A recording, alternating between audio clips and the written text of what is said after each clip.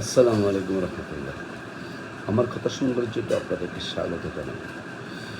অত্যন্ত দুঃখ ভারাক্রান্ত এবং ভয় ভীতি থেকে আজকের এই 3 মিনিটের আলোচনা করব।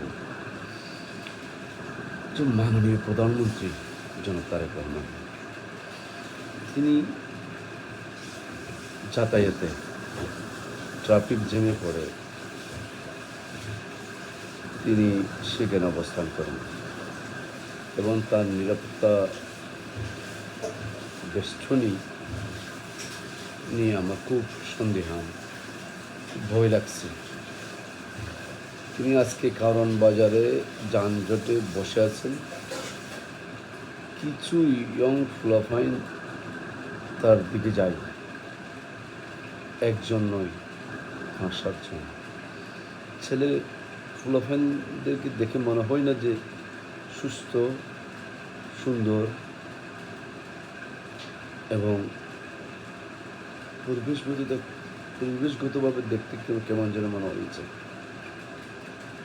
তিনি এইভাবে চলাফেরা, এইভাবে সাধারণ জীবনযাপন সব কিছু আমরা মনে করি তিনি শহীদ প্রেসিডেন্ট জিয়াউর রহমানের আদর্শে, পিতার আদর্শে চলছেন। আলহামদুলিল্লাহ, ভালো কথা। এটার চেয়ে বেটার কিছু হতে পারে না। অত্যন্ত উদার এবং আন্তর্জাতিকভাবে স্বীকৃত গণতান্ত্রিক রাষ্ট্রের প্রধানদের যে জীবনযাপন চলাফেরা এবং শহীদ প্রেসিডেন্ট জিয়াউর রহমানের যে জীবনযাপন চলাফেরা অনুসরণ অনুকরণ প্রেরণা হিসাবে তিনি গ্রহণ করেছেন, এটার জন্য আমরা ওয়েলকাম জানাই। তবে তিনি নিরাপত্তার যে ঘাটতি আমরা দেখতে পাচ্ছি, সেখানে আমাদের ভয় লাগছে। এই দেশের ভালো মানুষের পাশাপাশি ভালো কাজে বিনীত করার মানুষের কিন্তু কম নাই। আমরা চাই না আমাদের প্রধানমন্ত্রীকে আমরা হারাবো। আমরা প্রধানমন্ত্রীকে নিয়ে অনেক স্বপ্ন দেখি, আমরা অনেক গর্ব করি, আমরা অনেক ভবিষ্যৎ আশা পোষণ করি। দেশ তার হাতে নিরাপদ থাকবে, দেশ স্বাধীনতা এবং গণতন্ত্র তার হাতে নিরাপদ থাকবে, সেই প্রত্যাশা আমরা করি।